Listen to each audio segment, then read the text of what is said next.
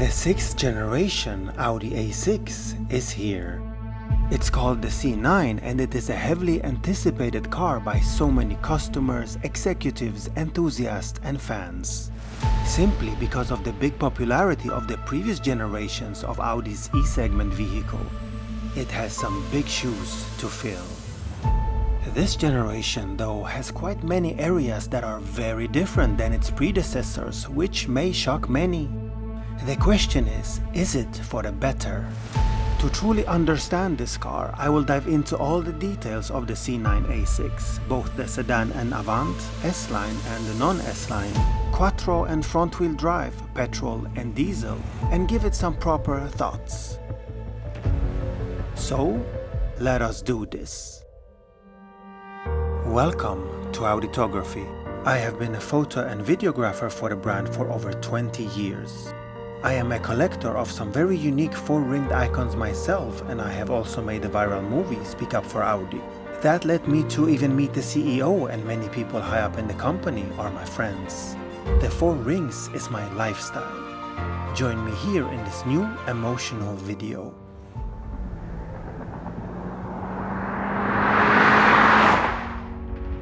The Audi A6 started as the C4 platform in 1994.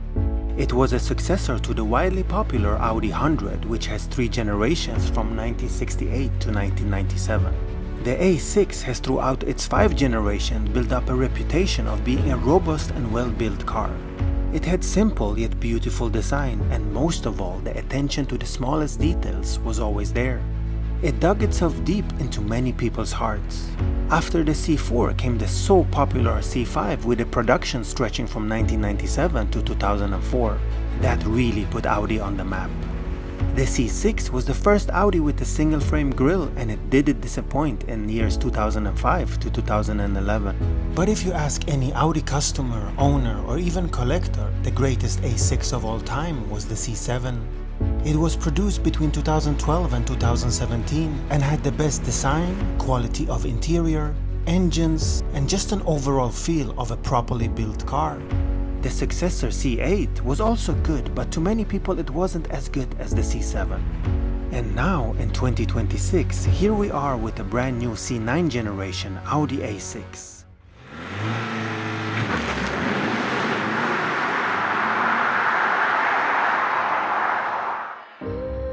Let's start off with the car's first controversial topic, and it's the way the new A6 C9 looks. Well, first of all, it looks way better than its electric brother, the A6 e-tron, which was massacred with those terrible split headlights and a non-Audi look. The overall shape of the C9 is lovely, especially the side profile. It looks like a proper Audi with those quattro wheel arches, even as a stock A model. The front isn't bad either. The headlights are a bit small and the DRL pattern is not as advanced and unique as we are used to, but overall it doesn't look terrible. It has a nice touch that you can choose several DRL patterns in the user interface. It's just a shame that it doesn't have a distinctive design compared to other manufacturers of today. Remember, Audi were leading the DRL game for almost 2 decades.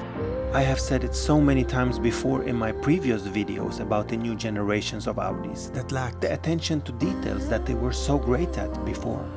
The front Audi logo looks basically like it fell off. Gone is the proud 3D logo that has been there for decades. And the worst thing is that you can't have a proper historic brushed aluminum optics anymore. Just a plain painted 2D logo if you wish to opt for something else than the black. Same thing goes for the grille. Why so much plastic? What happened to usage of some better quality materials? And where is the silver frame in the grille? Listen, I get it, some people like black optics, but far away from all. Why not give it as an option, as you have always done throughout all the decades? Now let's go on to the rear design of the car. Here is where it gets tricky. Audi normally has a beautiful taillight design that differs from others. Here I have no idea what happened at the design table. Not only are the taillights split, but they point in all directions. It doesn't look like Audi to me at all. Especially when we have seen this very taillight design in so many other manufacturers lately. What happened to lead and not follow Audi?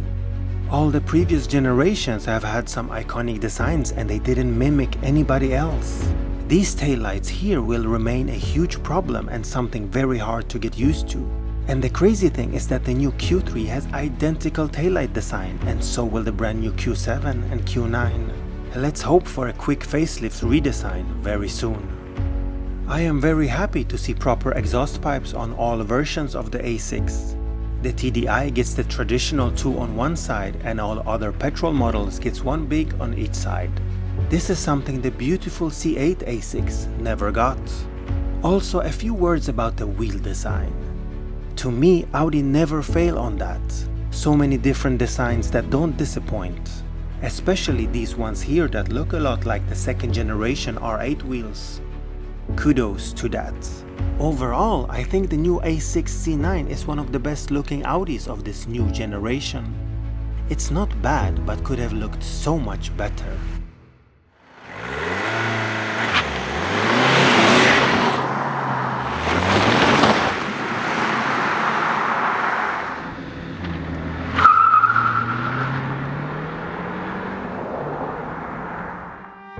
Before we go into the most controversial topic, which is the interior, let's focus on how the new A6 C9 drives and sounds.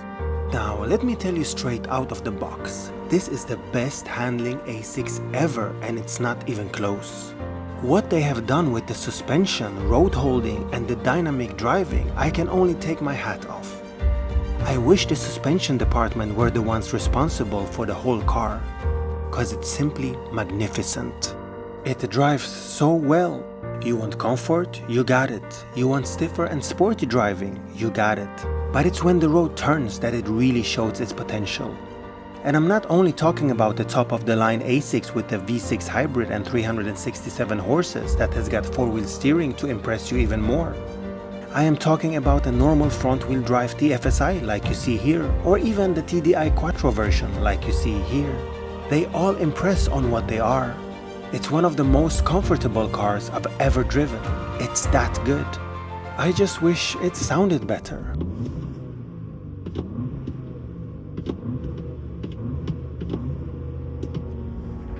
The front-wheel drive TFSI sounds like a vacuum cleaner, and yes, it's massively underpowered with the 204 horses for the size and weight.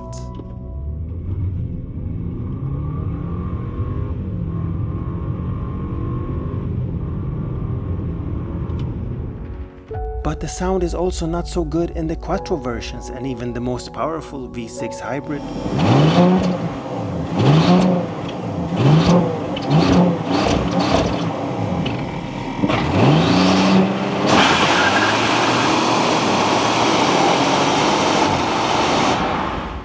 The TDI sounds like a diesel should sound, so that's expected.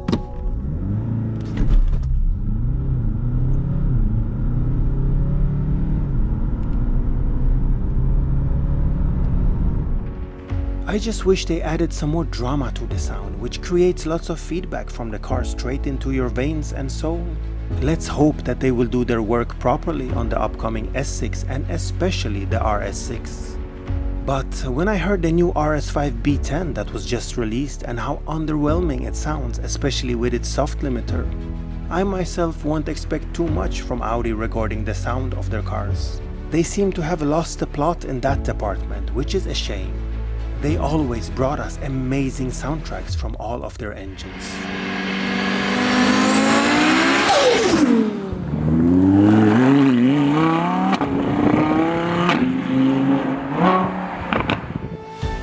Okay folks, now buckle up. Because it's time to give you a very transparent review on this car's interior. And basically, this also covers the new A5, A6 e-tron, Q5 and Q6 e-tron interiors because they all are identical. No differentiation at all. Let me try to put it in the kindest way that I can.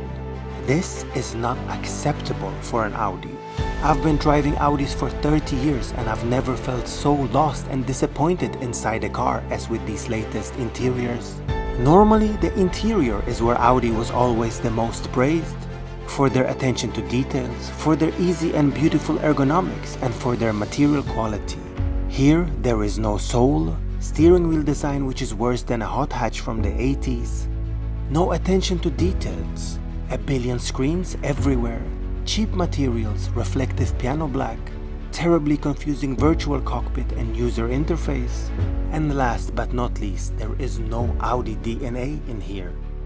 This interior shatters my Audi heart in pieces. It could have been so much better with simple fixes. Take the virtual cockpit as an example. On all previous generations, Audi was always evolving, and yet they remained at the top. No other manufacturer could come close to their functionality, simplicity, and design. This new C9 has a user interface that not only doesn't look like an Audi, but there is no customization at all. Sure, in a recent update they did fix that a little bit, but it's far from any proper Audi feel.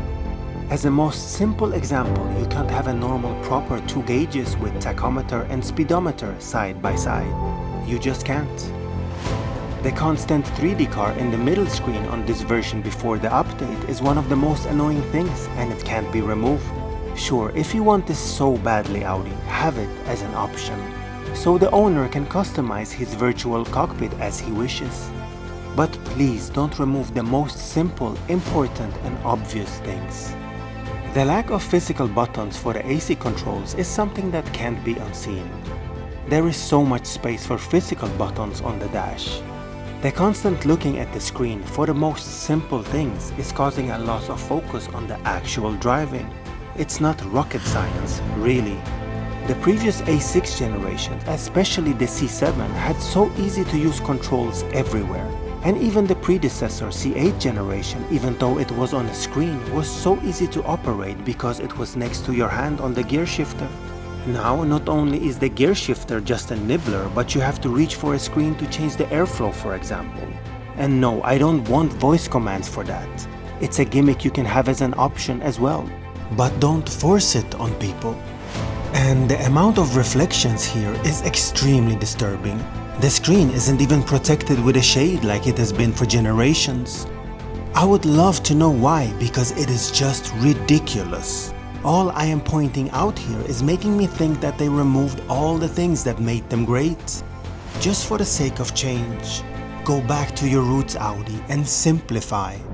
And I really pray every single day that they are going to get rid of this ridiculous looking steering wheel. It's a topic that is on every single Audi owner's mouth. It's really a terrible thing to stare at constantly when you are driving. It's heartbreaking and embarrassing. I will never understand how that atrocious thing passed any of the final tests and board meetings it was presented to, especially when Audi has had some of the most beautiful steering wheels through time. And lastly, on this topic, I really would love to say something nice about the interior of the C9. And it's the seats. They are a lovely design and grip you well. Every major company can go through a confusing time. Sometimes the company can even lose their identity. Mostly that happens because of lack of proper leadership. A leader is supposed to be somebody that knows the company so well and will never ever allow things like that to happen. But the most important thing is that they are aware of that and will correct their mistakes and fight back. That is exactly the case with Audi. Their new CEO and head of the design are people that give me hope. Because they love Audi and they have their mind and hearts full of the 4 rings and can turn this mess around. That gives so many Audi hearts hope. The C9 generation Audi A6 comes from a time where many questionable decisions were not only made but accepted. Now we all have to suffer from this. Audi have admitted their mistakes and promised to do everything to be better, to go back to quality interiors, to remove screens and have more physical buttons, to design cars that look like Audis again, to remember their heritage and the attention to details. I can't wait until those times come again. For now, cars like the Audi A6 C9 are here for you to buy. Is it a good car? Yes, it is. Is it a typical Audi where you feel proud that you own one? No, it isn't. If you can or can't live with that, only you as a customer can decide. Thank you for watching.